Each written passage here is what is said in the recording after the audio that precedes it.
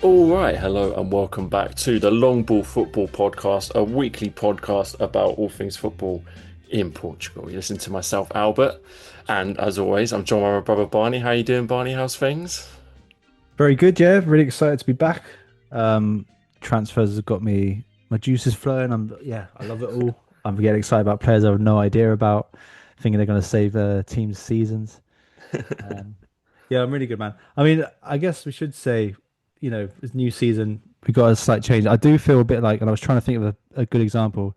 I feel a bit like Darwin Núñez at Liverpool rocking up and seeing Hugo Ekitike and Anthony Isak. And and thinking, what's Alexander going on Isak here? ahead of you, yeah. Well, that's a good segue because it's been a busy summer in the transfer window, not just for Europe's elite clubs, but also for the elite of the Portuguese football podcasting world. And it gives me great pleasure to announce not one, but two signings, permanent transfers to the Long Ball Football podcast.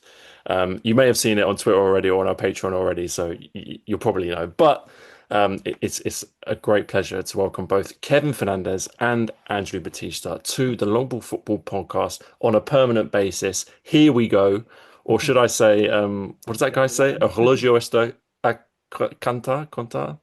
Anyway, that other Portuguese fake Fabrizio. But yeah, anyway, Kevin and Andrew are with us full time. It's a great pleasure. Kev, I'll bring you in first. You've been on the show a bunch of times before. I'm sure the listeners will be familiar with you. But yeah, we should say a big welcome. And if you want to introduce yourself, that'd be great. Yeah, I'm going to complain first, and I've said this on the off. Every time that I come on, I've always come on after Sporting have lost. I'm a permanent signing.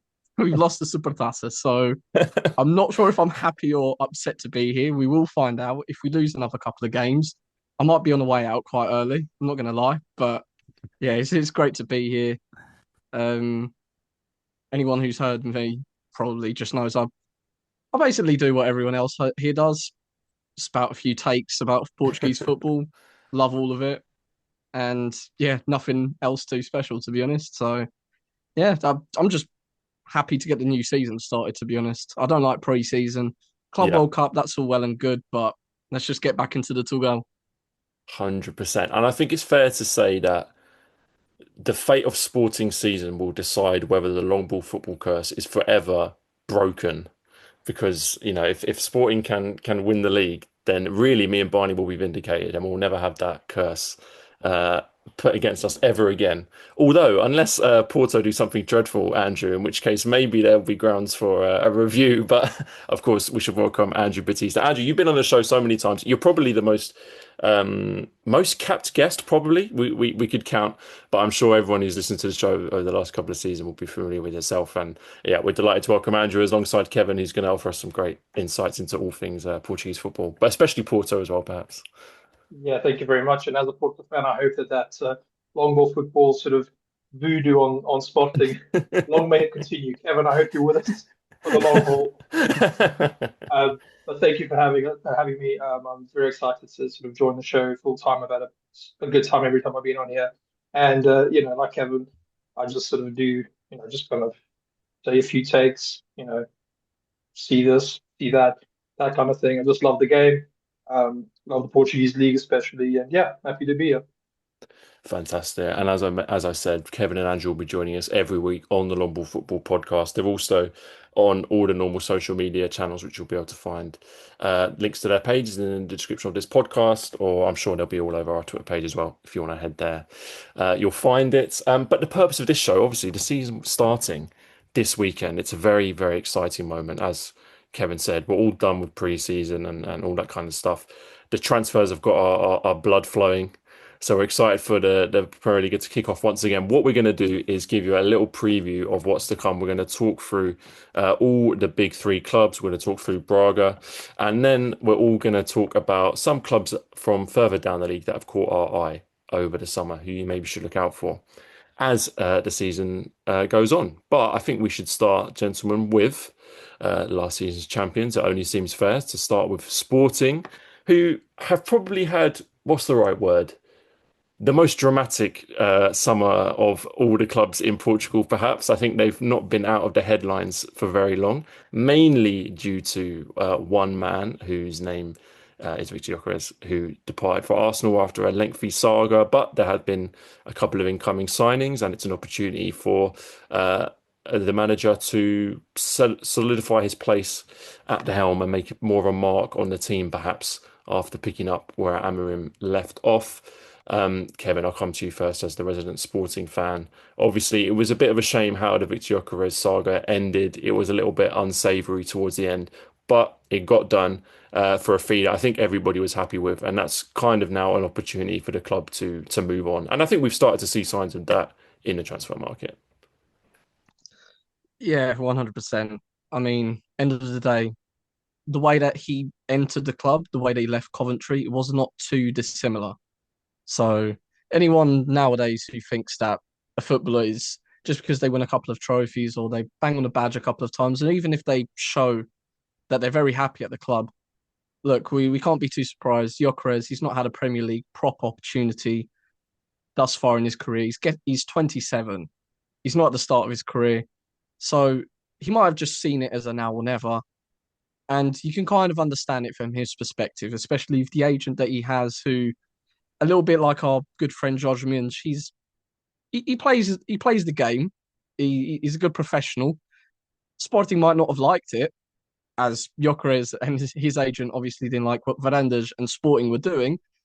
But at the end of the day, it's just how it goes. You can't really hold it against him. And really, you can't actually be too mad at the guy because look what he did.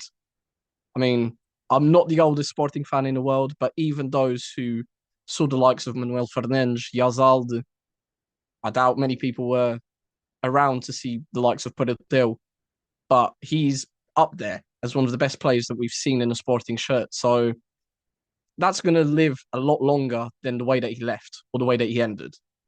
So, yeah, honestly, I think everyone by the end of it was just happy to get him finally off the books, get the money in, which was not a bad fee, all things considered.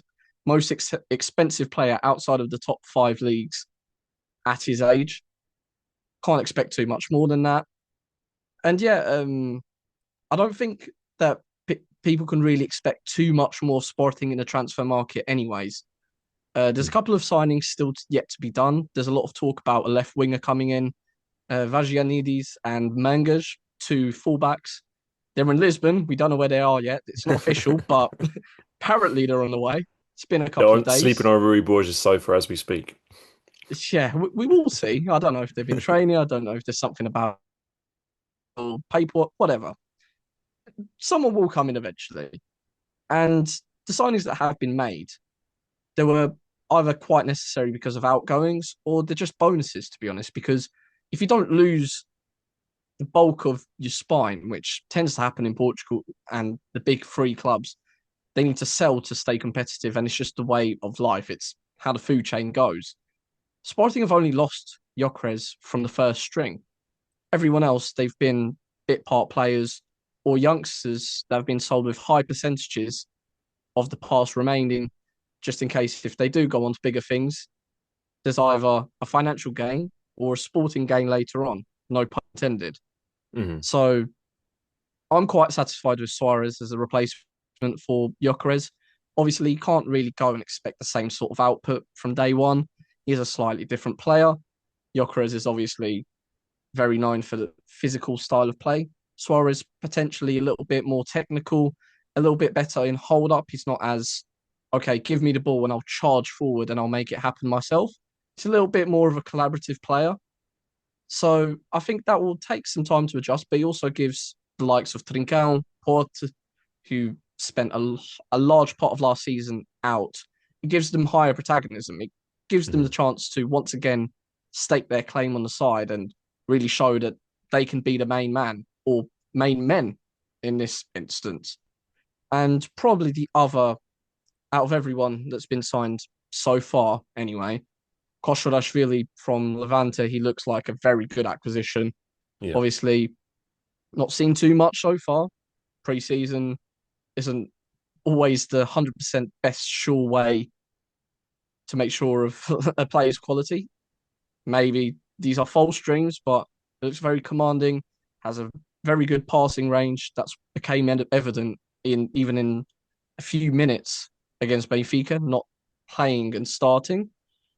But I think that's a very good bonus. Alisson from Leiria, or technically from Brazil, the parent club.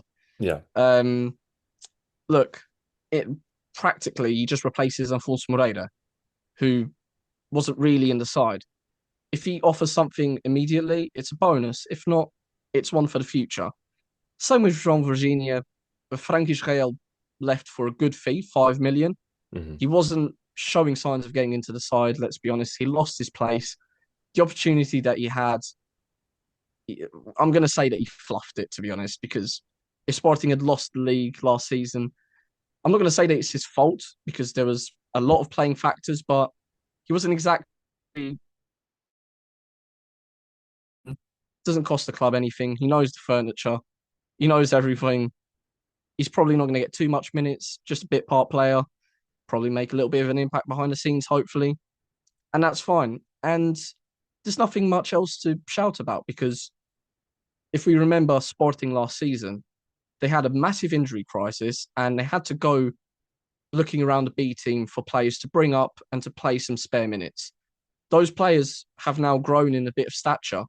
The likes of João Simões, who last season would have been considered, now he's part of the squad. So that's how Sporting have really got some more depth. And Sporting aren't in the same situation as Benfica and Porto, where 2 seasons without a league title. So really, those two clubs are going all in. They really do need a good season at this point. Sporting, they're already in a very good place. So they don't need to go above and beyond. They just need to build on and try and replace what they already have. So maybe a little bit underwhelming in comparison with the names that Porto and Benfica are bringing in. But at the end of the day, it's probably what is needed. It's the bare minimum. Doesn't mean it's negative. Really, all eyes are more on Rui Borges and what he can do to fully transition this side away from what Amorim was and what he wants to be. Because you had the excuse of the injuries and being mid-season last season. He's got to do everything by himself, and this is all him. So I think that's really the main story of Sporting's transfer window, which is what does he bring in just to supplement the very good tools he already has and has kept, and what they do on the pitch, the tactical tweaks, and more that aspect than anything else. Absolutely. I think Kevin's hit the nail on the head there, Andrew, when he talks about the main kind of dynamic of Sporting going into this season is not losing Vitiocres, which of course is a big moment. Although I think it's slightly more obvious that they just need to be a bit slightly more, the goals we spread around the team slightly more. Seems fair enough. They've got the players to do it, but definitely to me, it's to do with the manager. And are we going to see Rui Borges really take the helm of this team, make the team his own, even down to things like the formation that he's going to set them up in, and obviously the tactics that they're going to play, because it was definitely a transition season last year. Victor Ocker has got them over the line massively in terms of his goals. So that for me is by far the most interesting dynamic. I feel like for the first time we're really going to see this Sporting team in Rui Borges mould. I agree, and yeah, Kevin got it spot on there. It is literally a season of Rui Borges getting the team playing the way exactly he wants them to play. We saw that a bit in the Supertaça, although it's really early in the season. The players are still not quite match fit, but you could see how quick they progress the ball. They're a more transitional threat, and it's a lot more direct than sort of Amorim ball was. And it was so they moved the ball from one side of the pitch to the other really quickly. Probably a few issues will be maybe Conrad Harder. He needs the team a little closer to him.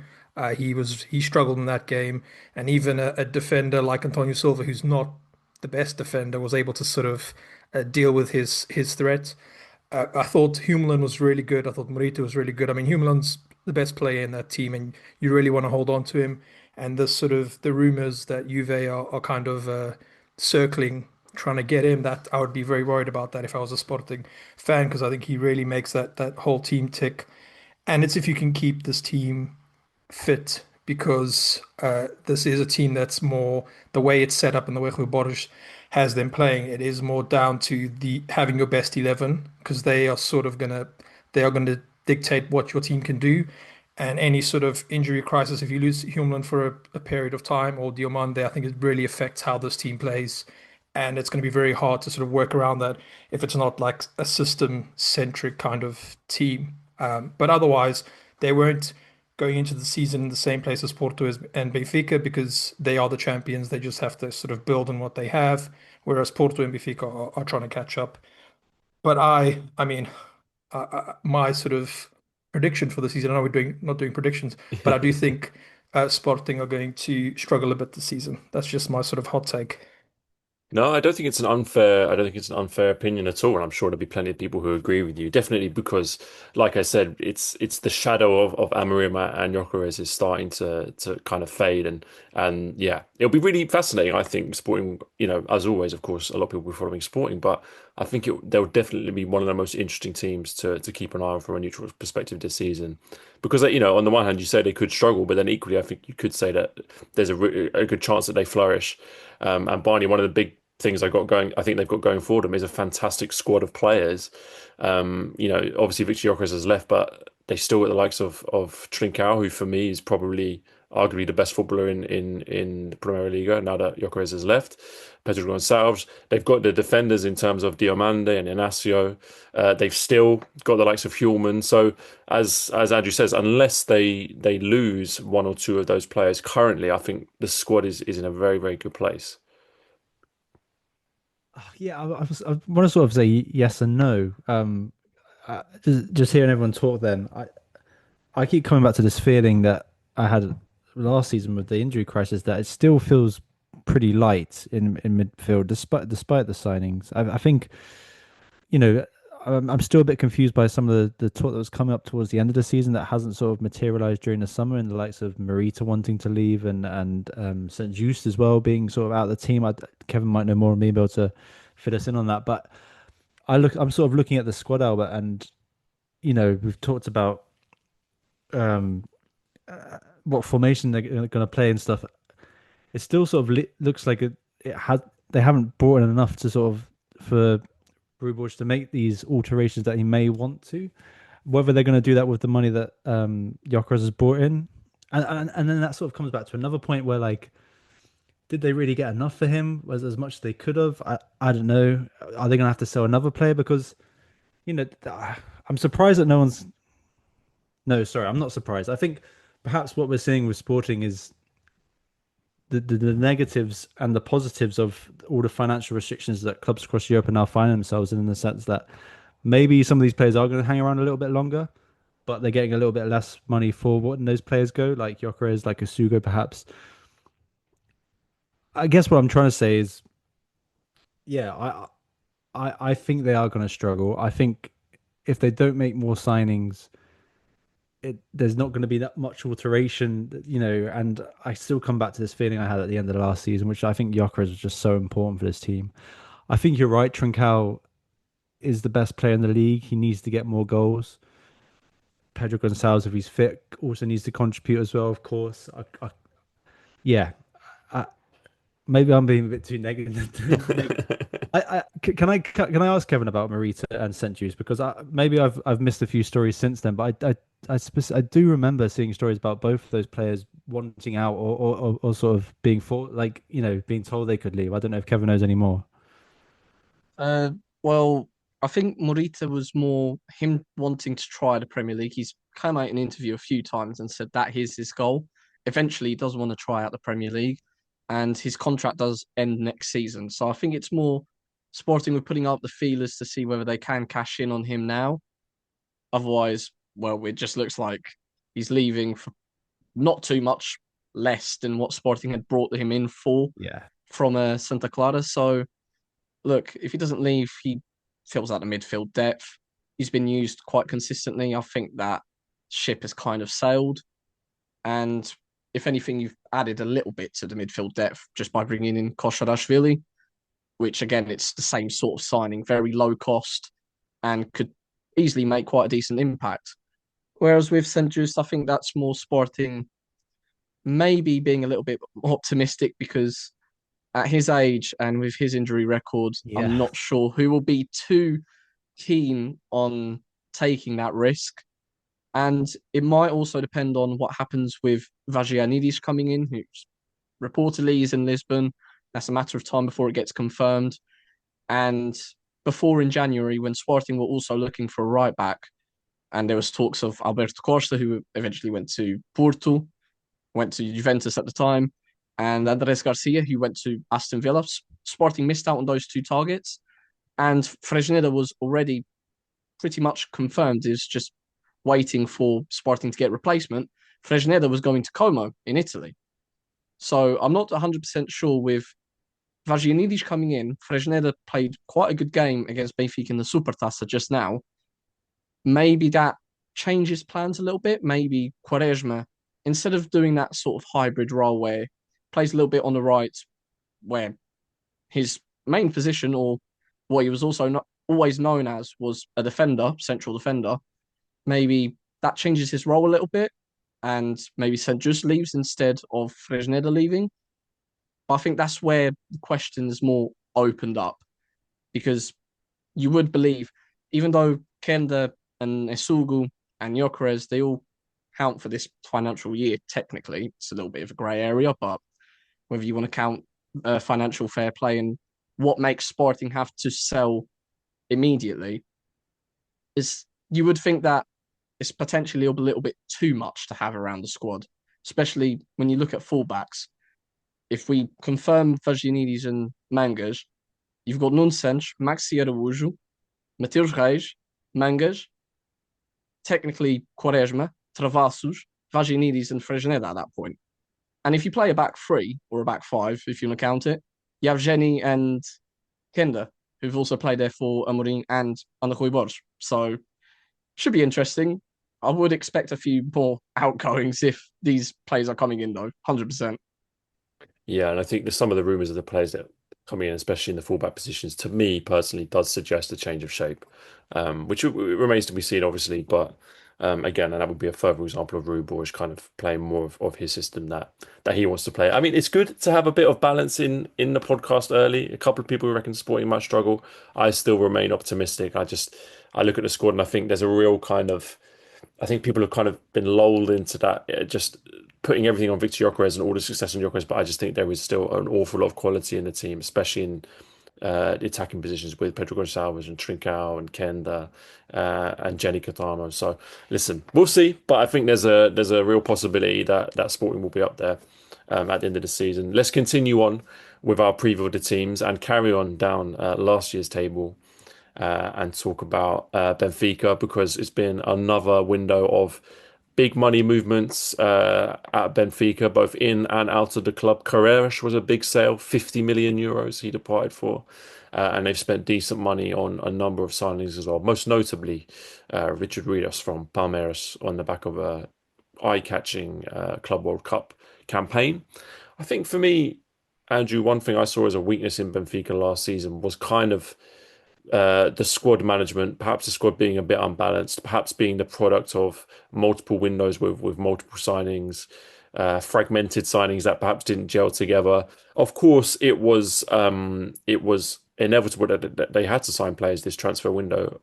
But I think they've signed a lot of young players with promise, and I wonder whether we're seeing Bruno Lage kind of mold the team more into what he wants as he starts to get rid of some of the players that aren't perhaps the ones that he wants to be working with.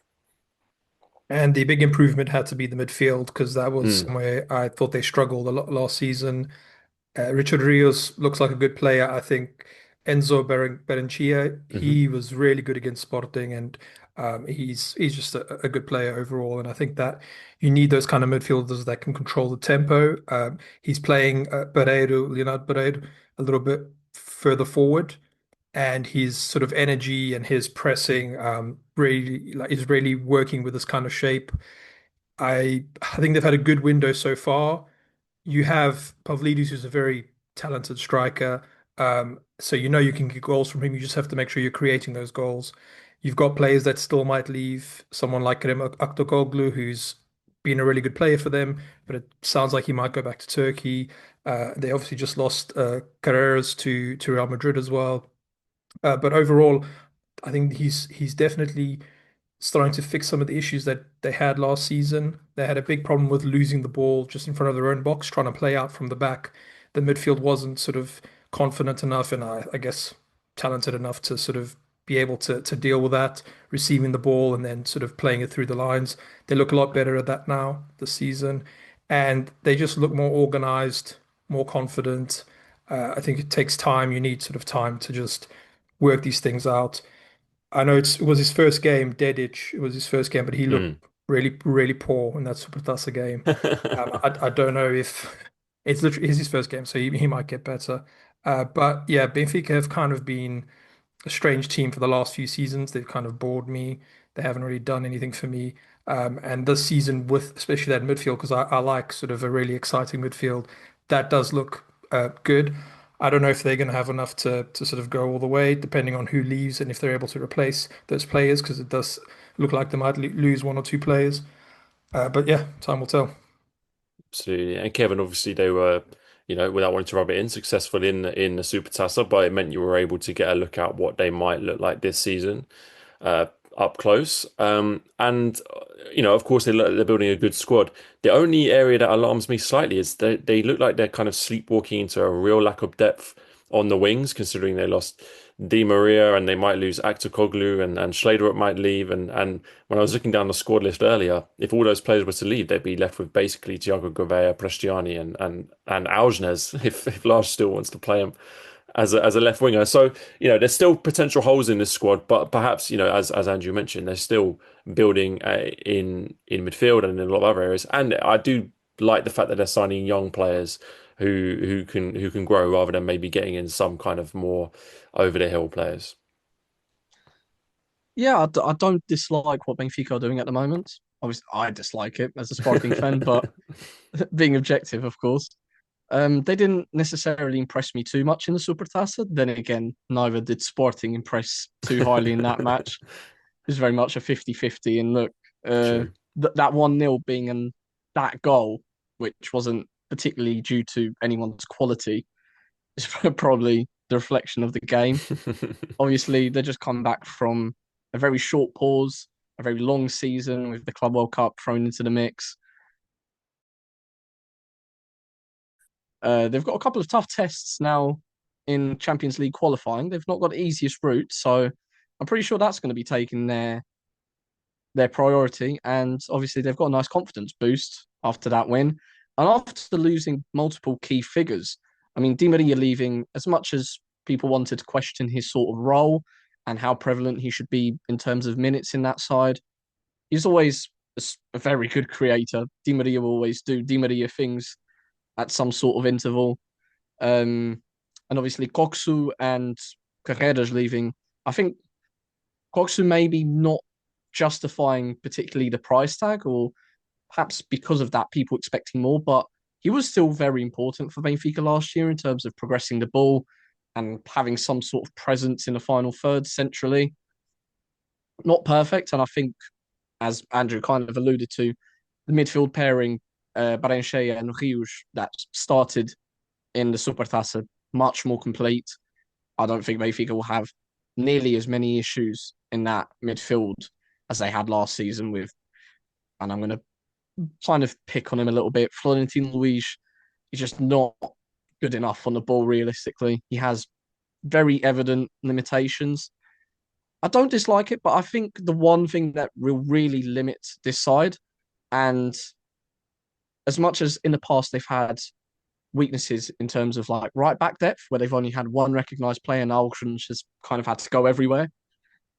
They've sorted that, yes, but it depends on whether Lage actually wants to make the most out of what he has at his disposal. Because what I saw against Sporting, and you could have kind of made the same sort of argument for Sporting against Benfica in the same way, but there was a real lack of creativity, a real lack of ideas when they were in the final third. And if you don't use players, and I'm even going to go to the point of Bruma, if you don't use Prestiani, Sheldrup, even Gouveia marauding down the right hand side, if Dedic is having a poor game, he could even play right back. And if you don't use these sorts of players, then you're really limiting the depth that there actually is at his disposal. So when you analyze the squad, it's a little bit strange because you look at the names, there is quality there is potential there. But we know that Laj has his preferences and he doesn't seem to budge. So again, I think I'm kind of going to repeat myself with the conclusion around their transfer window. I don't think the signings are necessarily the option.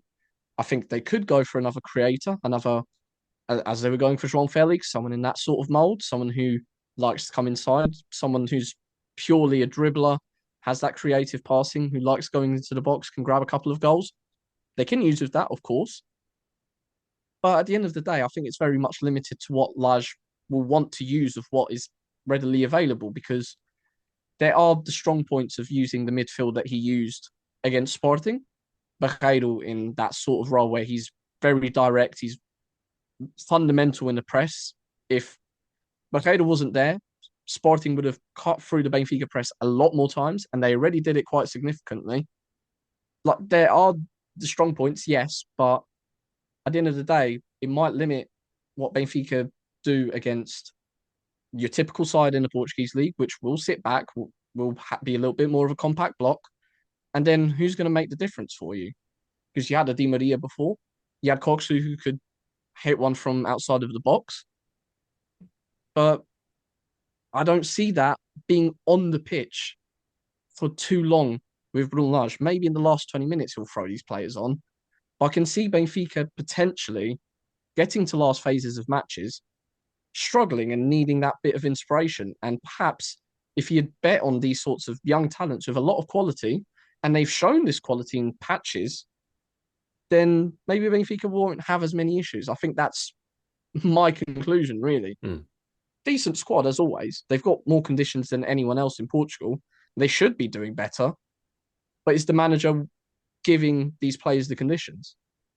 Yeah, no, it's a very interesting perspective. And I think when I look at Bruno Lage, I definitely see a manager who there's great advantages to having a manager like Bruno Lage. Most importantly for me, perhaps, just the fact that he knows how to manage Benfica, which is a very unique kind of ship to be at the helm of. You know, there's a lot of idiosyncrasies to that club, and clearly he's able to work within the structure uh, in a way that perhaps Roger Schmidt never was, you know, something like that. But I definitely agree with what you're saying, Kevin, in terms of there's a lot of great elements to that squad, but for me, it does seem a little bit incomplete. And Barney, I don't know about you, but I wonder whether have they done enough in the transfer window to make a big difference from last season where they did have some limitations. Yeah, I was going to say a bit. It feels like ever since we've started this podcast, we always have the same conversation about Benfica, which is like question. It feels like they've got the pieces there to complete the puzzle, but the manager never is able to complete it. You know, like we're always saying, like what's going on. I think the difference with this season and judging by what they've done in the transfer window so far is that the shift to bringing in these younger players sort of doesn't fill me with as much confidence as previous years in terms of the quality that's going to be at the manager's disposal. I do personally though, I do quite like the move. Like they of course they've always signed young, but if you look at even last January's window with the signing of like Belotti on loan and even Bruma signed, like that was some quite interesting. Amaduni on is that Amaduni sorry on loan from Burnley as well, but like it just not smart signings in the sense of looking on sell on value. With these young players, though, I'm just a bit worried about. They obviously have great potential. I keep coming back to Prestiani, and I'm really hoping that he will be able to make it better. Same with Sheldrup, but as we've seen with Large, he's sort of almost flirted with the idea of like these youngsters, particularly Sheldrup, of becoming like the star and letting him grow. I don't know if that's going to happen more this season. Who knows? I think they will be more active in the window, and I do expect to see a few more faces. And I think the other point I was going to make is particularly looking at that fullback positions. Andrew mentioned it about Dedic's performances. Dedic is a player that's always been rumored with a big move, but that never has materialized, and there must be a reason why. And perhaps Benfica's the move he's been able to find. I was going to say like despite these not being able to get the best out of the attacking players or necessarily playing the right players in the right position in the front line, Benfica have always felt like they've had a really solid defense. Looking at the fullback positions now, Carrera's gone. Two left backs, Dahl and Odribor, who's from uh, Real Madrid. I don't know too much about them, but they're certainly not coming with any real pedigree. And then you look at the right hand side as well. Dedic and Bar's out injured. Leonardo Santos is only 19. Suddenly, I've got a few more questions about that defense, and I feel like perhaps maybe that's where they're gonna fall down. They've always had a solid defense, and then the attack has always been a bit mismatched, and they haven't quite worked out. This season, it looks like they still might be a mismatch in attack and not know what to do, and they haven't got as strong a defense. So I don't know. I feel like I've been negative about every team so far. but I don't know. Do you see the point I'm making? It just feels, Yeah. and they've only got the three centre backs in the squad at the moment: Antonio Silva, Arujo, and Otamendi. So maybe they're going to bring someone else in there. If I'm gonna maybe put a positive spin on this, I think there's some undeniably good players in the side, and I look at Pavlidis as probably the best striker in the league, unless somebody can take that title off of him. In Trubin, they have the best goalkeeper in the league for me. They still have Otamendi, who, despite getting older, still delivers. Antonio Silva, of course, Araujo at the back, I think, is an excellent player. And as Andrew said, the midfield has been reinforced to a great extent. So it is a funny one. I know for a lot of our perspective is kind of it's good, but it could be better. Whether it's good enough is something that I think we're all kind of not sure about yet, and only the season will tell, because that will obviously depend on not only them but the other teams in the league and how they perform. There's still one or two questions for me to be answered by Bruno Lage and by the team signing the players. So we'll see how the transfer window progresses. I think it would be a shame if Actoglu was to leave and they weren't to bring in a replacement. But yeah, we'll see. We'll see how the transfer window goes on. Can I just bring up? I'd got the Super Tusker lineups up to check how they were playing, and Google got Alsness with a full head of hair. So is he one of these players who shaves it off? Like, No, I think it's just a couple of years old. He's not. He's not got couple the of years, minerals of Pep, who was what the is most it? It's a frightening of full all head the of head hair. shavers. Yeah, that was before he was managed by Roger Schmidt. Shall we move on then to Porto and come to our resident Portista Andrew? Because listen, whisper it quietly, but it's been quite a positive summer for Porto, especially after a difficult season last year. Obviously, the biggest news story was Farioli, the manager, of course, the new manager Farioli coming in to replace Martin Anselmi following a disappointing Club World Cup campaign. I have to say, I did feel some sympathy for Martin Anselmi. The question in my mind was if they'd never played in the Club World Cup, would he still have a job? But the fact remains, it was a poor showing at the Club World Cup, and he did leave. I'm not disappointed by the managerial replacement at all. I think Ferriol is a great appointment. Andrew, let me know if you or not you agree. But definitely, not just with the manager, but also with some of the signings. There's definitely some positivity, and I think reasons to be optimistic. Definitely, I'm quite happy that Villas-Boas took action. He decided, you know what, Farioli's available. Let's try get him. Let's try and sort of revamp this team. He's made some really good moves. Just on Farioli, he's already been able to establish his playing identity very clearly on the pitch, and it took Anselmi forever. I know it was a different shape and a whole different situation coming in halfway through the season, etc., etc. But you can already see his philosophy is very much ingrained in this team. It's an easier sort of thing to do with that in that shape. But there's a lot of positives to that. Someone like Alan Varela, who's a very good player and really struggled last season, and you can already see him sort of improving. The structure around him helps him. It suits his style of play, and then obviously you've got the sort of the midfield improvement around and the players that have come in makes it easier as well, right? So if the players around you are good, that sort of maximizes your ability to sort Absolutely. of play better. And then some of the signings have been really good. Victor Froholt's the one that everyone's kind of talking about. Really great young player. He's so good on the ball. He's great at doing those runs, forward, those attacking runs. Very good technically on the ball as well. Quite techy. He's able to sort of get past a player or two. He's had three standout performances already. Scored some Hmm. goals. Been very impressive. Gabri Viega, I think he's been good. Understated but good. he got sent off, but that is what it is. Don't We mind that don't we every don't now and repeat the again, one. shows a bit No, of passion. exactly, especially on your debut. And then Borja Sainz has looked good as well. And he's also done the bold thing for Ioli of not starting Rodrigo Moura, which has been a question mark sort of on everyone's lips in Portugal. I was Yeah. watching the sort of build up to the last preseason game we had against Atletico Madrid, and they were talking about it at length. 10 Mm. minutes. Not, it wasn't like a big discussion, but they were kind of saying, it's kind of weird, but for Early's the manager, he knows what he's doing, that sort of thing. And it's quite bold because he is sort of the star boy, and everyone wants to sort of, everyone wants him to play, and maybe should be in this team. But I think the players that we have make the midfield and the attack a lot more controlled, which is really important. And it helps sort of build that dominance again in possession. We're not so much just, going back and forth and in transition and that sort of crazy kind of football. You want to control the possession and be the team on top, especially in the Portuguese league, which is where we should be doing that. We should be dominating every Hmm. game, especially in possession in that midfield, which is something we struggled last season with big time. Other signings, the signing of young Bednarak was a bit of a strange one, I'd Yeah, say. perhaps. He's a good defender, 7.5 million euros, so he didn't cost a fortune. Very experienced, and I think that's really what you Yeah. brought him in for. Same with Luke de Jong. This team desperately needed experience, and you brought in two really experienced players, two players that have really good injury records, so they're able to stay fit. Last few seasons, they've played a lot of football, especially De Jong. He's had three really good seasons at PSV, and you hope that he can contribute and he can continue to contribute. But just a few notes that I realized that I was looking at with Ferrioli.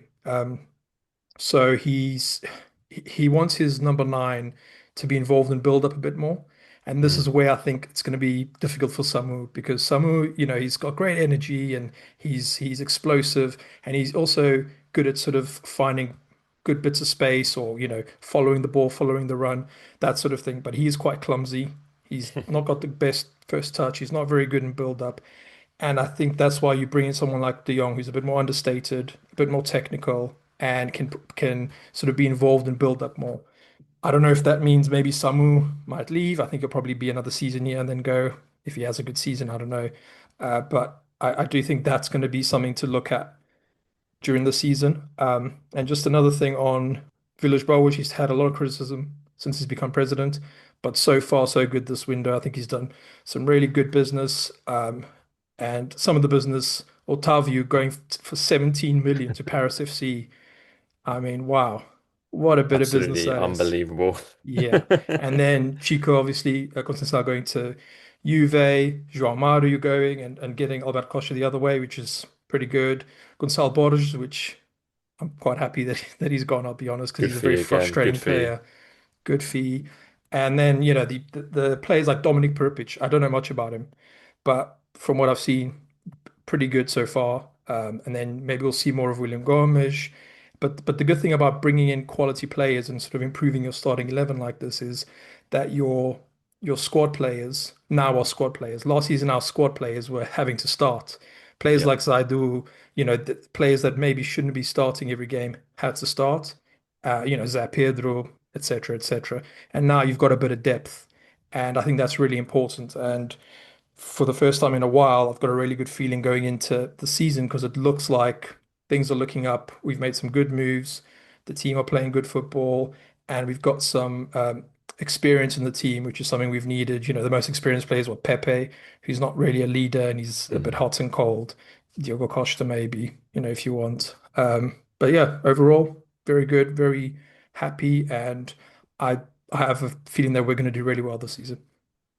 Yeah, and I don't disagree with that at all. I think to come back actually on what you said about Rodrigo Moura, I just think it is an interesting situation to see him, maybe have a little spell out of the team. I don't necessarily think it's the worst thing in No. the world for a young player like Rodrigo Moura, not just to have a little spell on the sidelines, but also a player on his trajectory of that kind of real stratospheric trajectory at such a young age, even linked with clubs like PSG this summer, for him to have a manager who maybe places certain demands on him and actually maybe says to him that maybe you're not guaranteed a place in this team. And these are all things that you have to learn as a professional footballer if you're going to make it at the highest level. That nothing is guaranteed, and you do have to earn your place in the team. But I agree. I think it's been a very, very good window.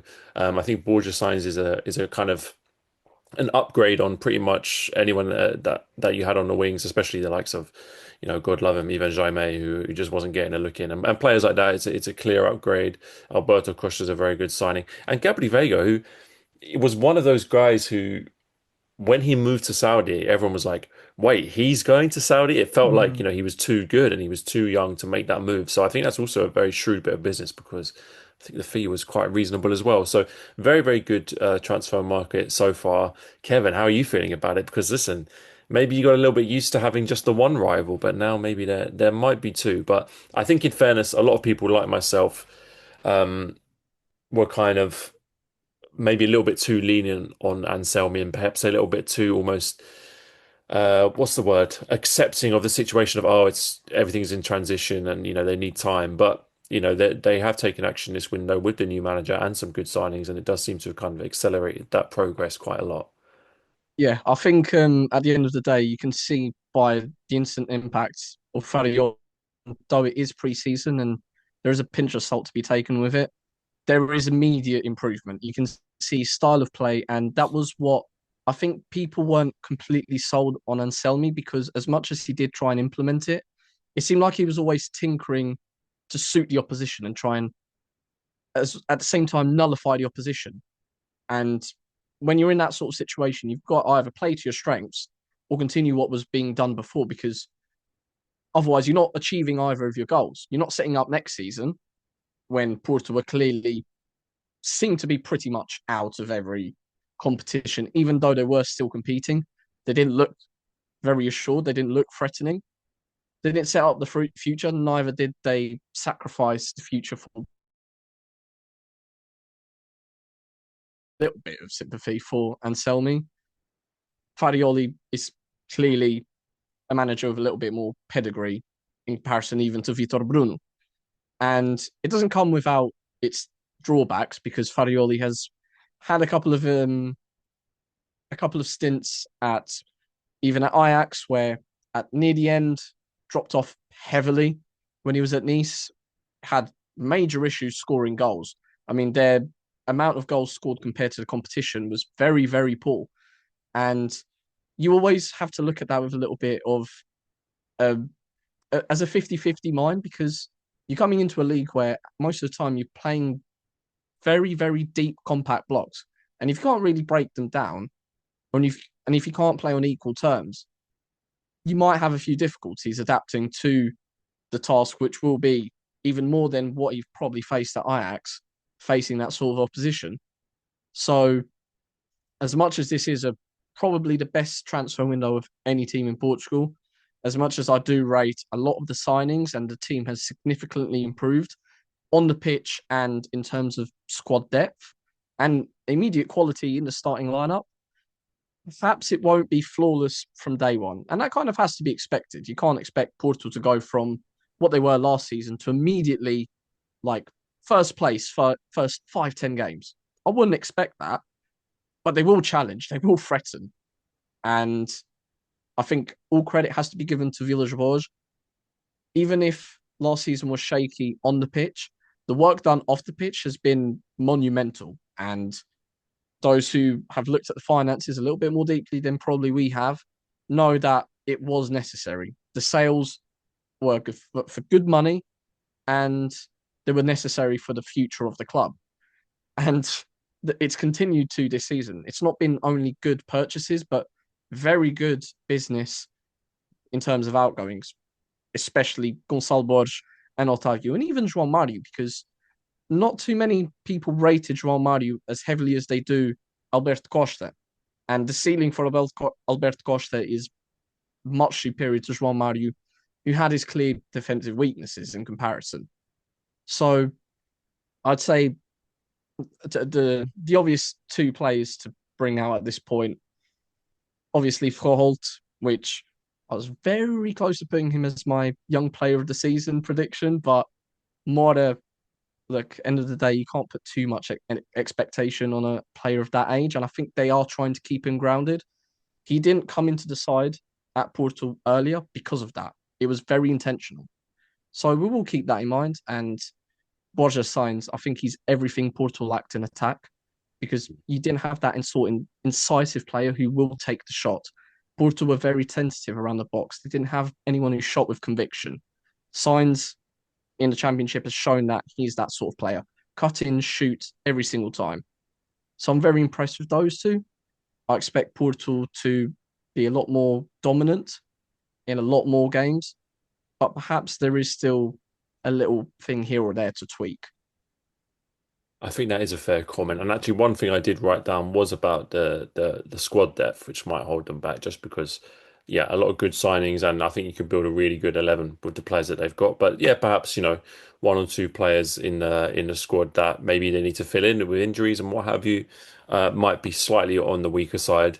But yeah, Barney, how do you see it? Because I know we spoke about Porter so much last season and kind of hoped for the best under Anselmi. It wasn't to be, but definitely some positive moves over the summer.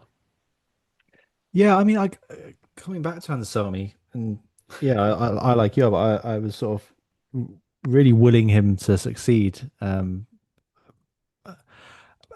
when you think about it all and seeing everything that's happened this summer, it's almost a bit crazy, isn't it? Because it was, wasn't there the potential at one point they were going to get fined a considerable amount of money for the way they acquired Anselmi from his club, and there was like all this going on. It didn't work out, and then you can sort of forget about the manager before. Villas-Boas, in my opinion, I know there's been a lot of work financially behind the scenes, and that has now sort of seems to be getting ironed out almost.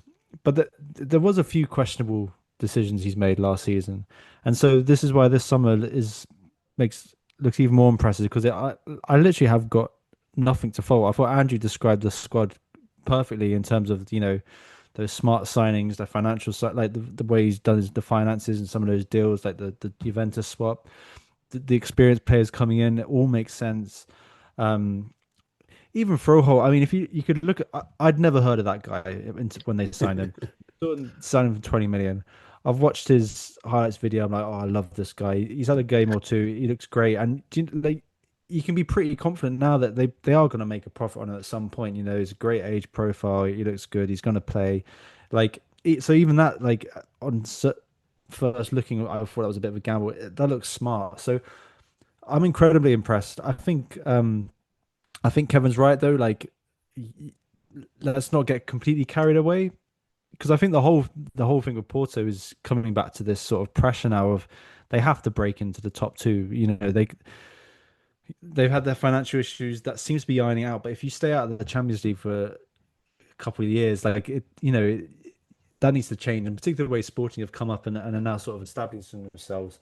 So this is a really, really important season. There is pressure. There's always going to be pressure there, but it's a really exciting squad, and as we've all said, it's like they've had the best window so far. It fills me with a lot of excitement, and I can't wait to see how they play under Farioli. It feels like everything Porto have needed has come this summer. So yeah, if they can escape not that the pressure gets to them, because like I say, that they need to get into that top two. Like they desperately need to do that, and yeah, I think they're gonna have a good season. I think the one thing that from those discussions about those three clubs we've had, which is going to be very pleasing from a neutral perspective, perhaps, is that it does seem we're heading into a season where perhaps there isn't a clear front runner for the league title. Perhaps there isn't a two-horse race anymore. I think you could make very reasonable arguments that any of the big three could win the league this season. And if you were to tell me that any of the big three would be top at Christmas, and you could give me any combination of first, second, and third, it wouldn't particularly surprise me. So I think that's a very good sign in terms of the spectacle that we're going to get this season, which I'm very much looking forward to following as the season unfolds. All right, then we should just touch on everyone's favourite fourth placed side. Just a little joke. Braga, once again, it's a summer of promise with some exciting signings. But this time slightly different because there is a interesting managerial appointment as well as Carlos Vicens. has been appointed the main man in charge. They've gone down the Pep Guardiola disciple route. It's worked for other clubs around Europe, so I think we can be optimistic that it will work for Braga. And they continue to bring in interesting young talent. So just like in many years previous, there's some very good kind of positive signs in the summer. Whether that will mean they have a chance of actually finishing higher than fourth this season, disrupting the big three, will be remains to be seen. But I think we can say they've done a decent job this summer. Andrew, I know we were kind of chatting when they were playing in Europe. They made a little bit of a meal of their first double header in Europe, which I think we've just got to get used to with Braga. You know, it's tough after pre-season when your first game's back is sort of 2 weeks before the season starts, and it's a big European tie. It's not easy. It looks a little bit sluggish. I think we take it with a grain of salt, but they did progress, and they've got a great chance of progressing as well to the Europa League group stage. But it's been an interesting signing, I think, an interesting summer, excuse me, with some good signings. I think Dorgales stood out in that game. Lagerbielk as well stood out. And they've got other players who've come in with the likes of Leonardo Lelo, Pau Victor, the striker from Barcelona, and Gabriel Moscado, a very young player from PSG on loan. They're using that PSG connection. So listen, where are you with that? Because, I feel like we do say this a lot in the summer. Maybe there's some optimism, there's some good signings. It doesn't always materialize, but I think at the very least you can say they're doing the best that they can and they're putting themselves in the best position that they can do to have a good season. For a change, I feel like Braga are showing some ambition by Mhm. taking chances. They're taking a Yeah, chance with Carlos Vicens, who's a manager who was an assistant manager to Pep until absolutely. now. So that's a big risk you're taking. He's going to have to learn how to be sort of the main man and how to sort of build these teams, get them playing, troubleshoot, figure it all out because it's very different to what he was doing before. Because it's not on him, but now it is. And they've made some really good signings. They've also still got a very good team anyway. You've got sort of the exciting Roger Fernandes, which is, everyone's really excited to see him Hmm. play as much as possible. He's a really exciting talent. They've still got Ricardo Horta, who, it's Horta, we know what he's about, and Salazar, who's, a very good player. But what I noticed in that game we were talking about, and it was a competitive game because it was for Europe.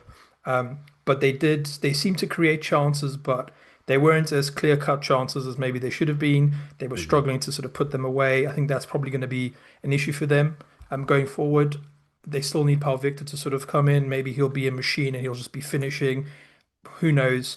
But what's good about this team is they've brought in exciting players that have made the team look better. They're quicker in their attacks. They still do seem a bit narrow because it seems as if he's putting players that aren't wide players in wide positions, which is kind of strange to me. But I don't know if that's the Yeah. weird Spanish manager thing where they're sort of obsessed with that, and you'll start putting four centre backs in the back. Of course, that's a joke, but that sort of thing where it's going to be a while until I think we see the best of this Braga team, but I think we'll see a definite improvement. Mario Turgeles, that was the guy that really stood out to me. He looked so good. He Yeah. was really on it. He was sort of energetic. He was getting himself stuck into tackles.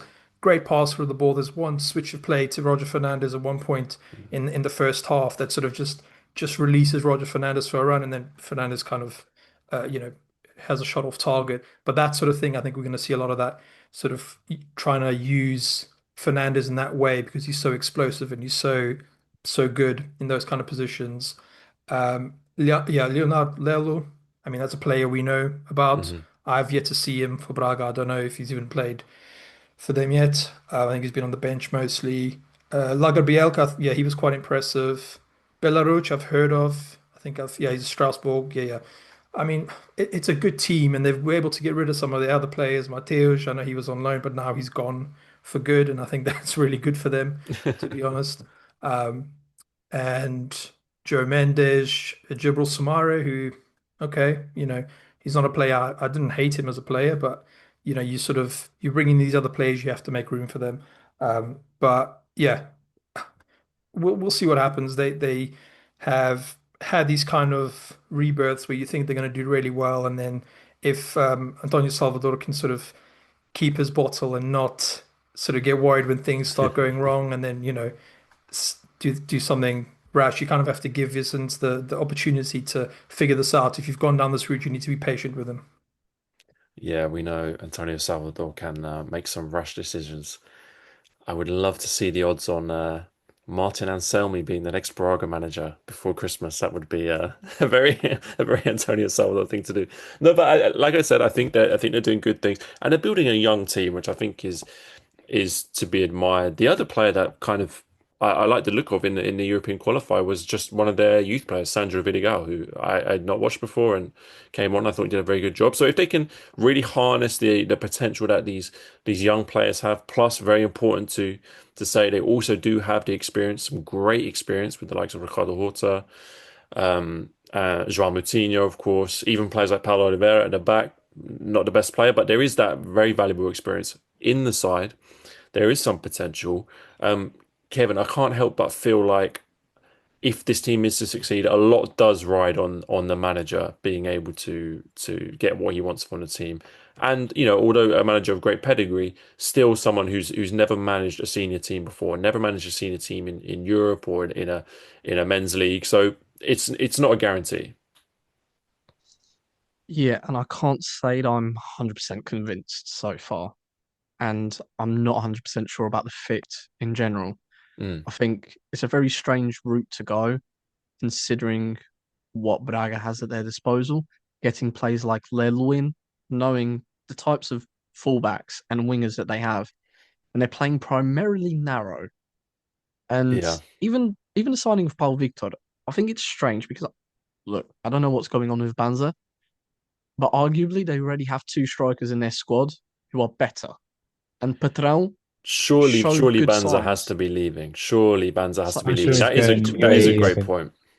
That it's just strange to me because Yeah. even in the case of Sumaré, I thought he was brilliant last season, and he's left to make way for look. Vitor Carvalho is it's not bad. He's clearly got a very different role and is obviously very fundamental to what Vincennes wants to implement. But I'm not 100% sure that this squad, as is built, gets the best out of Lelo, Shisumba, and even the wingers like Roger. And as much as look, he can go both ways, and that's one of his strong points.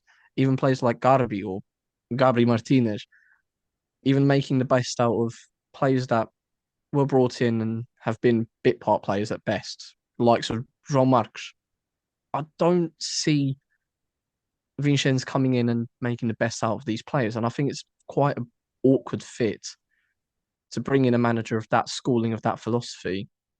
And I think if it does work, it will be very awkward. And there is a huge learning curve for some of these players. So I'm not saying that they won't finish fourth because Braga are destined to finish fourth, it seems like. And I'm not too sure how convinced I am by Santa Clara stepping up a significant level or Porto Benfica dropping a significant level or Vitória even bridging that gap. But yeah, I don't think it will be Braga's best season, to be perfectly honest. I just don't see enough players that will make a step up and really be benefited by this season, other than the likes of maybe Dorgelsh or maybe the likes of Moutinho having a few less minutes coming in and that being a style of play he's very familiar with. Yeah, I'm not sold. Do you not think it's good that they're at least trying something different? Because I think that's a Yeah. criticism of mine of Braga for a long time is that they kind of just they always go for the sort of steady Eddie approach and they don't really take risks. And look, taking risks is scary. You know, you don't want to like lose that perpetual fourth place, but you have to do something different. And maybe this isn't the right thing to do, but I think it's good that they're trying something different. And if it doesn't work, I hope they don't get scared into sort of going back to what they used to do. You know what I mean? I, I think it's definitely something that the president has looked at, like going the route of, oh, you've done that well at Vitória, you've done well here or there, we'll bring you up, or bringing a manager who's formerly at one of the big three, the traditional big three. He's probably looked at that approach, it's not done that well, and is thinking perhaps to bridge the gap, properly bridge the gap, invest a little bit more than general. That has happened this season, and bring in a little bit more of an unfamiliar name and a little bit of a different philosophy. I do get it. I'm just, yeah, I'm not the biggest optimist about it because it just seems very awkward right now, and obviously it won't be at its peak. This whole idea, this whole project, it won't be at its peak at the very beginning.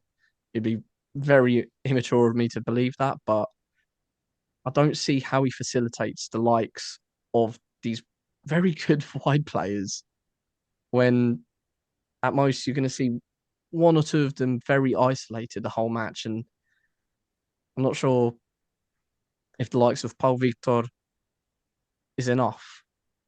I think it's going to be pretty much a lot of the same with a little bit more struggle in the beginning, perhaps a little bit more success near the end, but it's not going to be what Antonio Salvador is going to be happy with No. necessarily. I mean, the learning curve will be steep for the players. I think it's going to be even steeper for the manager. I think Yeah. he's kind of learning on the job in a way that he's never had to. He's because it's a different league as well. He doesn't even know this league. Do you know what I mean? He's never It's going to done be a any sort of manager. massive risk because at the end of the day, this is a manager who or a president who's not afraid to pull the plug very early, Yeah, and yeah, it's a very big risk that yeah. he's going to potentially I have have a to do feeling he's it going to do again. it. I think he's gonna pull the plug because he just does it every time. I just don't see how he's finally gonna change his ways. Well, it's all sort of underlined by this sort of the European qualifiers, isn't it, as well? Like Yeah. that's absolutely huge for Braga, and if that doesn't come off, then yeah, Well, they only scraped through with one goal, and I think Andrew, you made a great point that they struggled to create the chances, and it was very telling that the goal they scored one goal over two legs, and it was basically a bicycle kick from Fran Navarro, Mm. which was not a fluke. Look, I know he meant it, but it was a special goal. It took some kind of special moment to break the deadlock. They've now got a double header against Cluj from Romania. yeah. I don't want to tempt fate, but listen, that's exactly the type of I can see the 0-0 in the first leg, and then I can just see it happening. This isn't. There's no guarantees that any of these things are gonna happen. I think for me, that's the biggest worry about this inexperienced manager is the fact that Braga really have their season starts so early, and it's a really important start. These European qualifiers are brutal. It's three double header qualifiers really early in the season. And to his credit, Rui Borges did great with Vitoria on that last season, but I think that was an anomaly more often than not, especially with these Portuguese teams. We do see them struggle in these European qualifiers. Fair play to Vicens because he got them through the first one. And listen, we could well be sitting here in 4, 5, 6 weeks' time, and they've improved steadily game by game. They get through the next stage. They have a solid start to the season, and things could all start to look rosy. But it's a very very fair point that it's a big risk, and it will be very interesting to see if Salvador can be patient with his own decisions. Um, Barney, go on. Sorry, I cut you off, but yeah, how do you see the whole thing? No, I was just gonna, sort of echo what people have said. I think, the lineups in the European competitions have been quite negative. If you look at the back line, and as Kevin and Andrew mentioned, you've got these excellent fullbacks that offer width, and that seems like how you should use the team. I was gonna make a sort of more general point about Braga and the sort of the way that the squad seems to be getting younger. I also wanted to bring up the link with PSG because Garby's sort of now become part of the squad who was on loan and now he's there, and then is it Moscardo? Sorry, Moscardo, the one on loan. But the Mario Douglas signing is very exciting. There's a lot of money. I obviously have nothing on this, but I don't know if that's sort of with a view of him potentially, if he does look good, that can make the step to PSG. I'm not sure how strong the link is generally, but I think what I'm trying to say is Braga seems to be getting younger, and the squad's getting younger, and obviously their model has to be about selling players on. But we've seen them do different things in the past. This season looks like they are going for youth, and yeah, they do have a bit of experience around there, like João Moutinho. But otherwise, it's as we've all said, it's a bit nerve wracking with the inexperienced manager and the inexperienced team. It's part of me is really excited by it. I'm so excited to see Roger this season. I always like looking at shirt numbers and the fact he's gone from 11 to 7. I like that.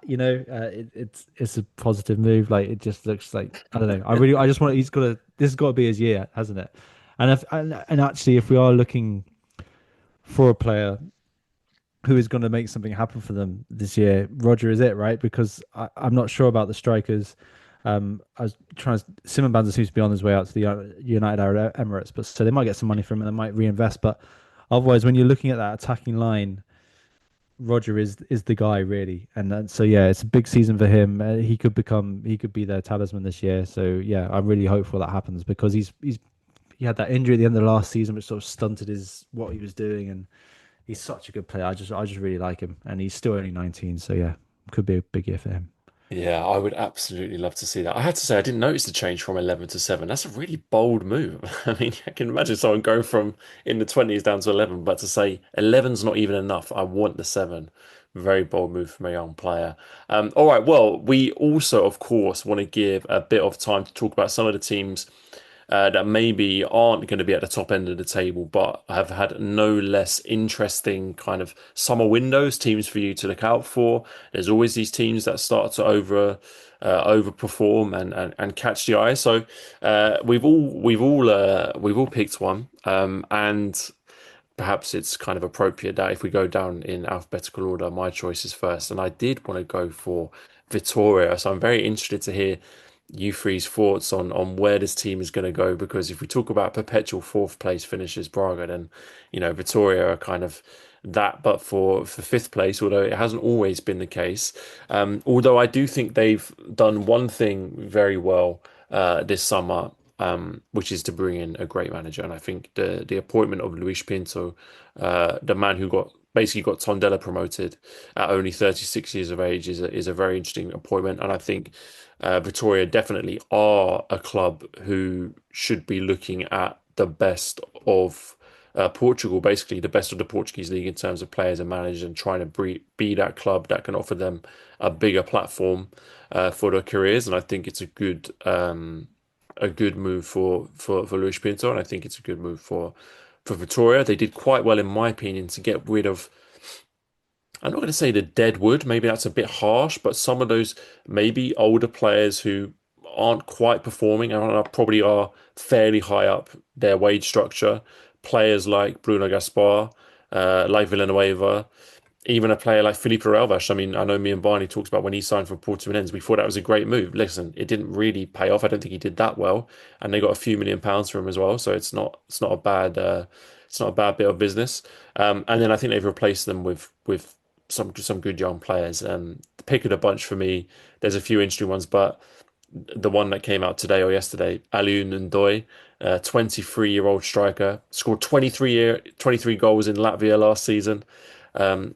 So the guy knows where the back of the net is. Can he recreate that at probably a higher level? It remains to be seen. Kevin, I don't think you'll like this one, but Fabio Blanco from Maritimo, I think that was a good signing, and the sort of thing they should be doing, looking to the division below, looking at where the quality is, and offering them a bigger platform, which I think has worked out for them in the past and will continue to do so again.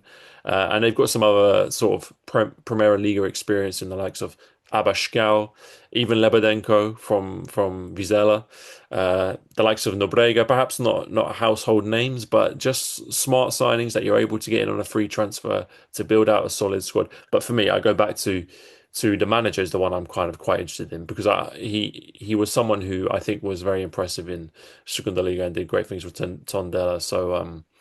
So yeah, I hope he will be a good signing and not the next sort of not the next Daniel Souza, perhaps, but he will make a positive impact on his team. And no Europe this year, which is a shame, but perhaps less distractions, because it was a real long, hard slog at the beginning of last season under Rui Borges, which they did very well, but I think perhaps was ultimately a distraction. So yeah, I don't know if any of you guys feel the same or perhaps disagree, but for me, yeah, Victoria.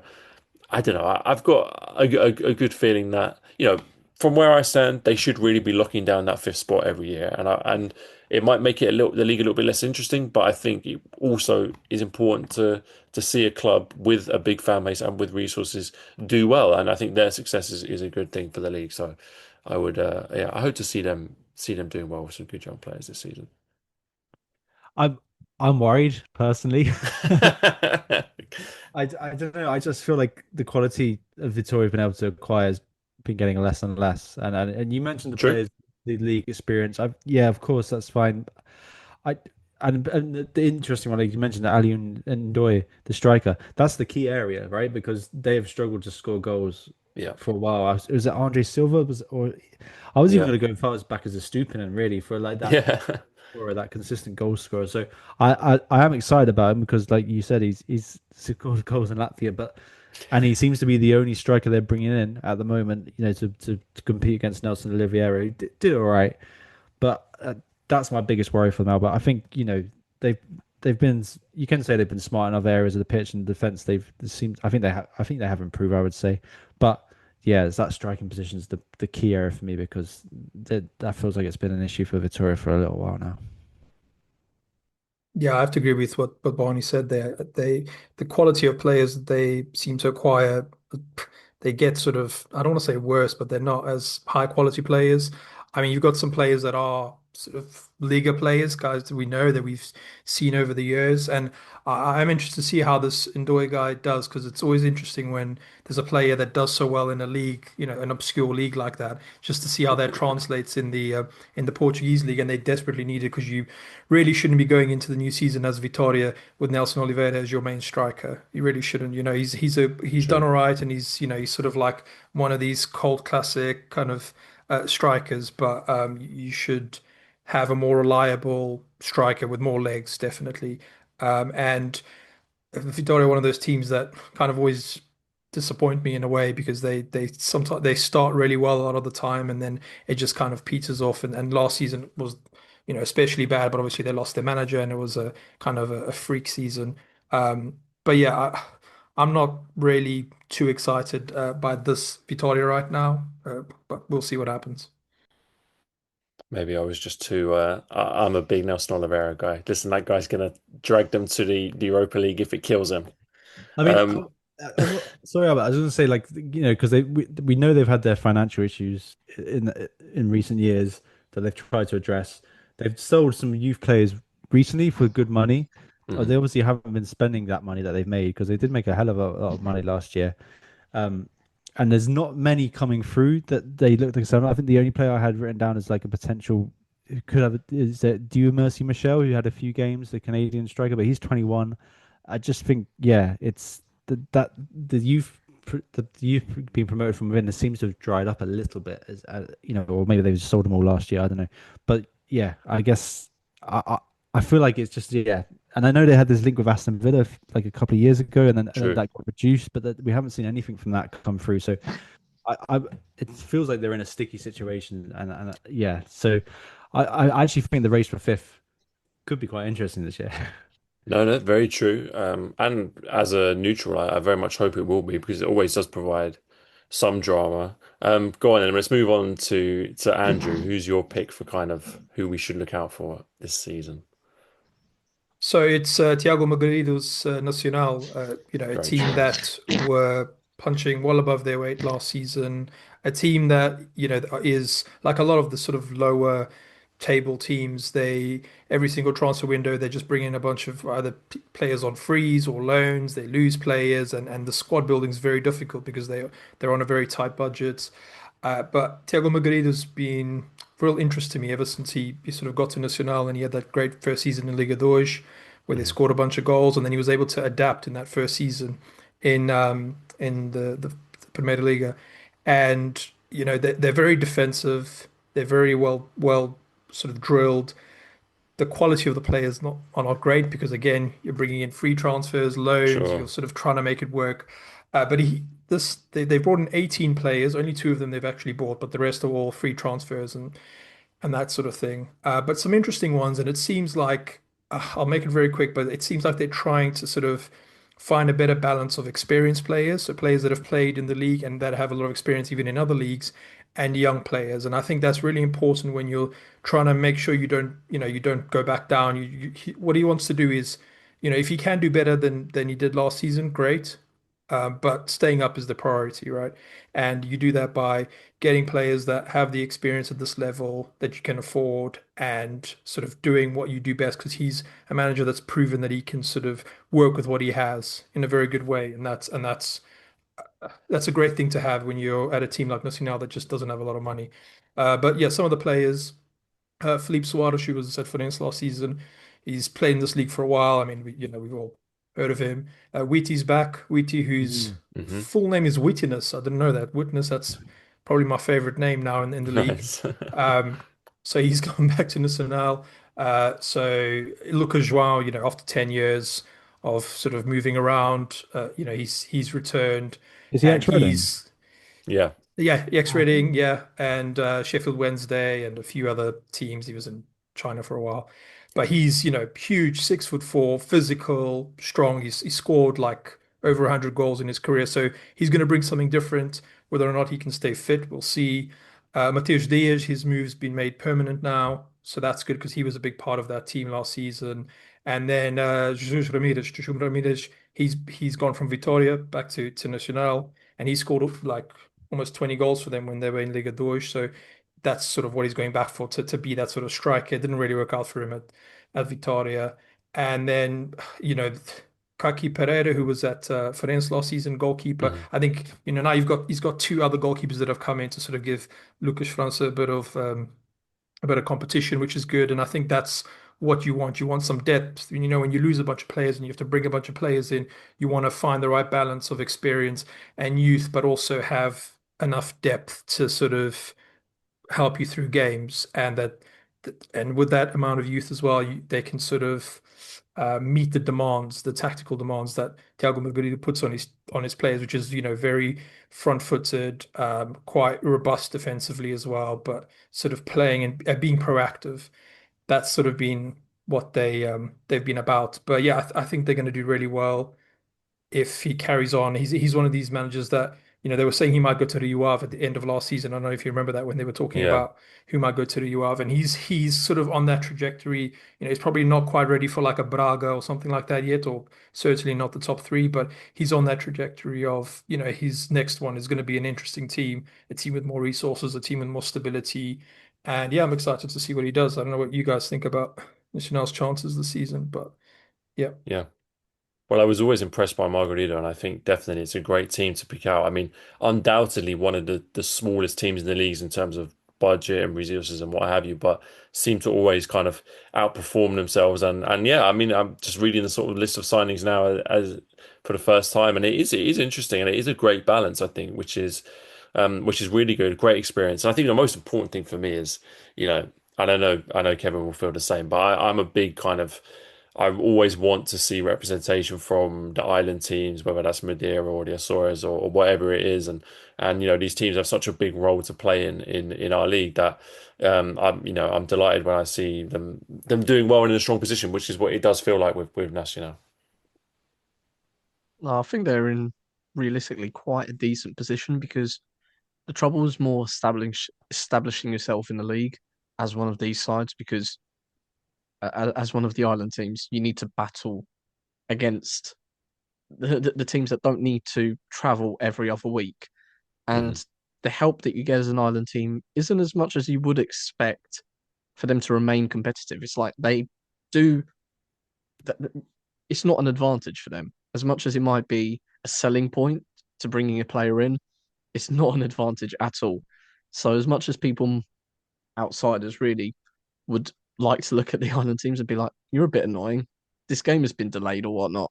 It doesn't Hmm. benefit the island teams as well. It's quite impressive that they're even at this level, and it's huge credit to Thiago Margarido considering the level of turnover every single season. I think last coming into last season, he had a at one point he had less than starting 11 to start off like training, so it is really mental.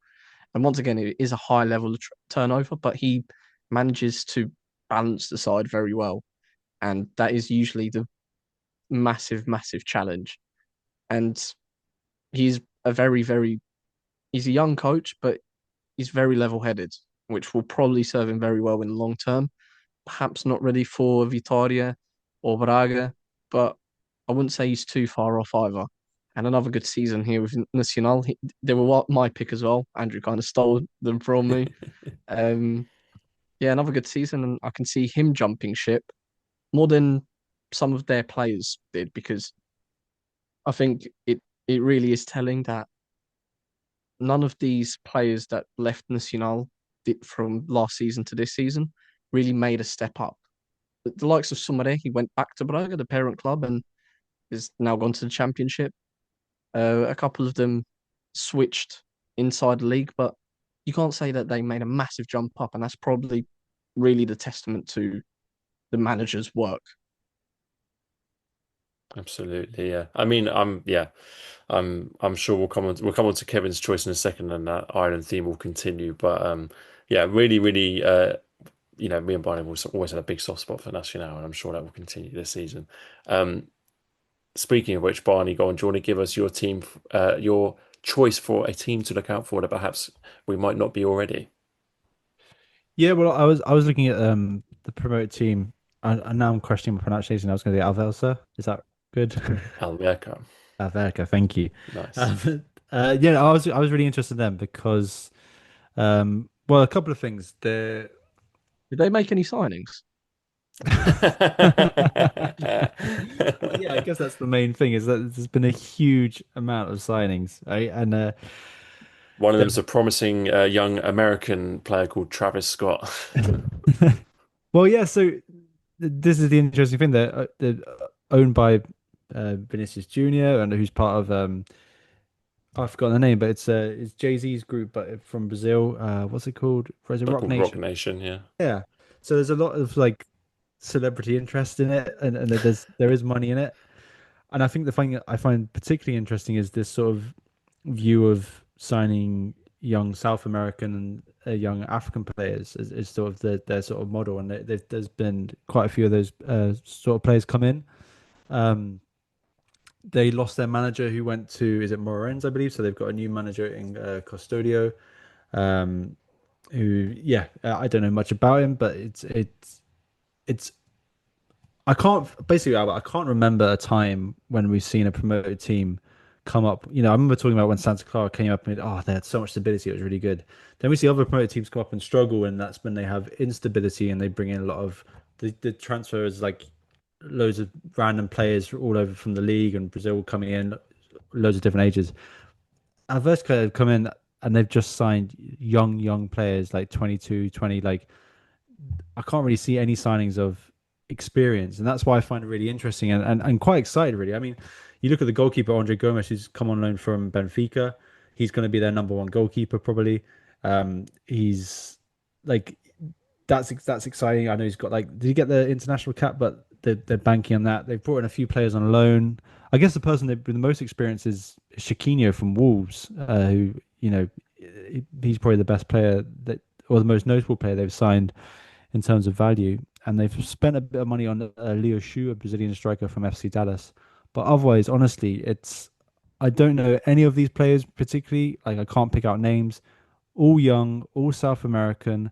They've signed a player who from is it Mauritania? Is that the country's name? Who Oh, came so like a young African talent. He came through like a FIFA Pro Academy or something like that. But the focus is just youth, and I'm so excited to see how this translates on the pitch because it's sort of what you want to happen, right? It's like that's exciting. Like you want these young players to like have great seasons and they'll sell on and make money. It's just a really interesting way of doing it, and I really am fascinated to see how it plays out this season. If you're I'm on transfer market now. I think like there's four or five players with squad numbers. The rest of the squad is all new.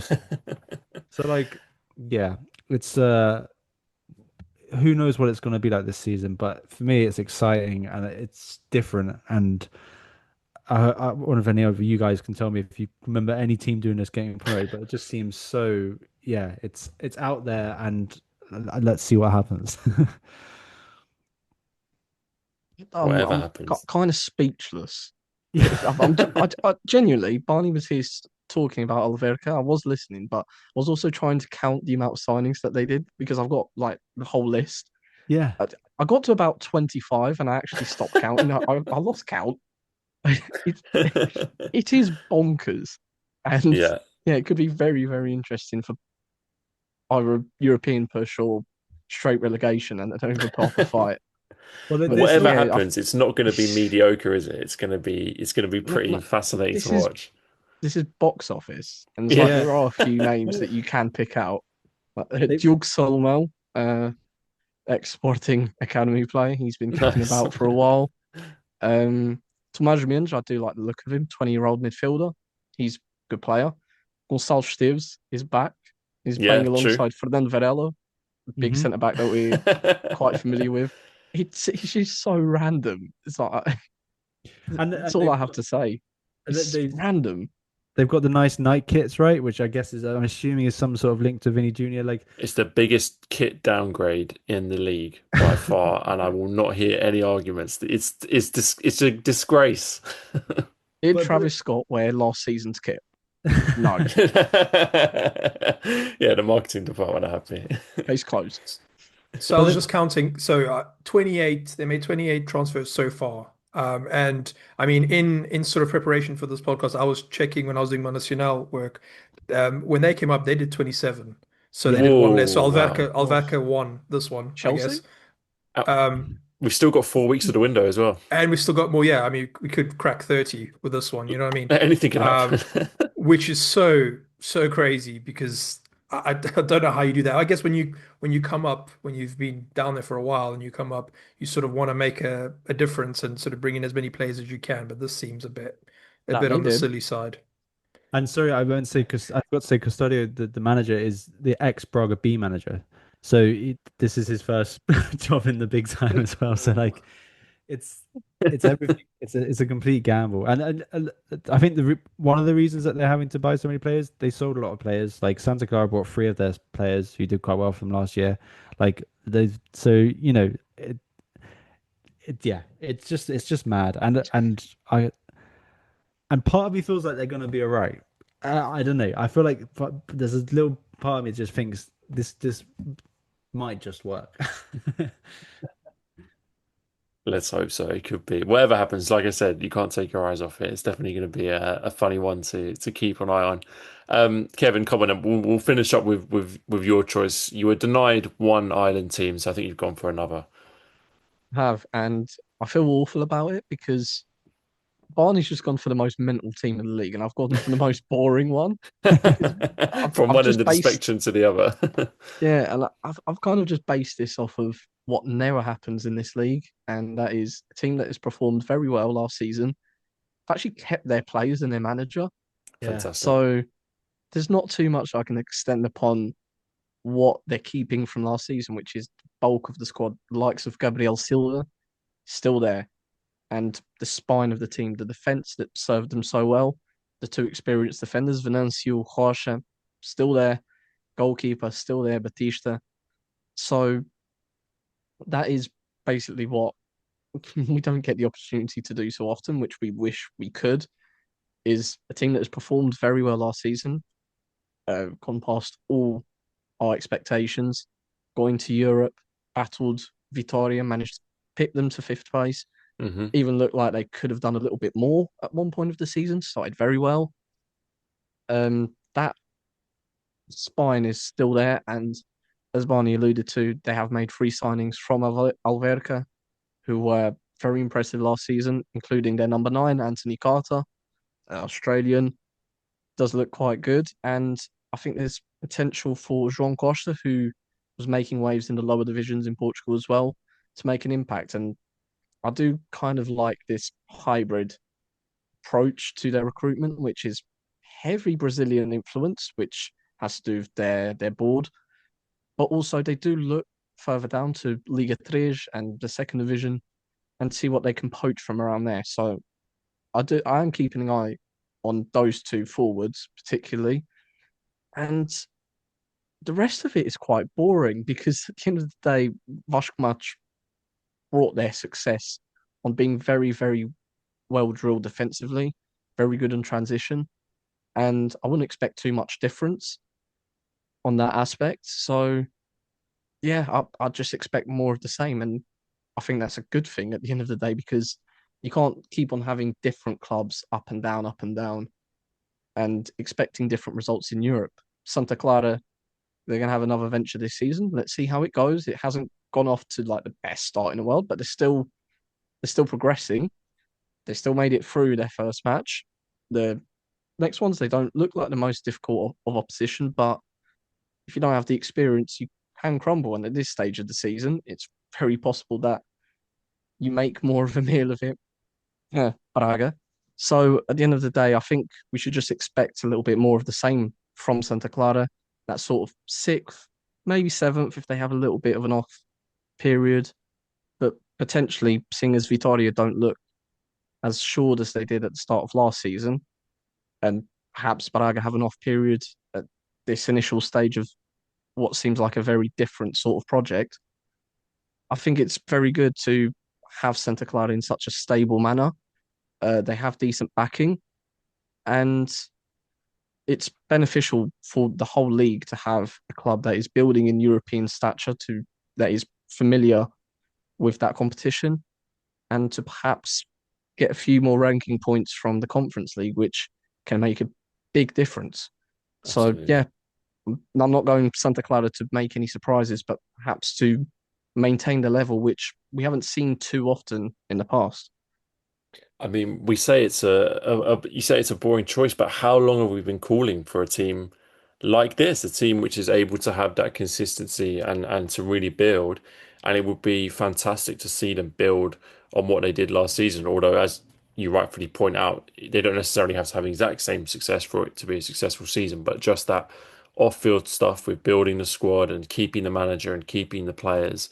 And taking it step by step is such an important thing for clubs outside the big three and Braga and to be doing. And yeah, it's great that it's happening. It's great that it's happening to a team from the Azores. I have to say, I completely agree. I dislike when you hear people moaning about having to go to these island teams. You know, it's such a unique part of not only the league but of the country, and it's important that these teams are represented. And I really enjoy when they do well. So all power to them. Yeah, I hope they long may it continue. I was just Yeah, going to add, like, oh, okay, sorry, go on. go on, Andrew. No, no, you go on. Yeah. I was just gonna add, isn't this like we shouldn't like the continuity is almost ridiculous, isn't it? Because like the pretty much the same team that came up as Yeah, they last, and I don't know. I for me that just I'm filled with confidence. I'm looking at that fifth spot for them. I think I really hope they can get to the uh, Conference League, like get to the group stage of that to see what happens there. But like it's incredible what they're doing. It's just like so unheard of, and I think they had a really good defense last season that seems to have added a couple of players there. The like Kevin mentioned, the attack they've added as well, so they can hopefully get some more goals. I think they're all set to have a really strong season again.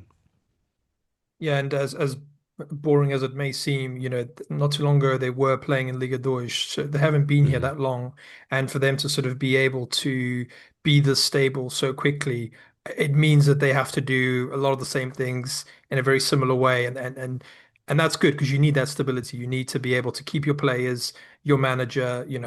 Usually in the past, a manager does what they did with Santa Clara last season, and he's gone.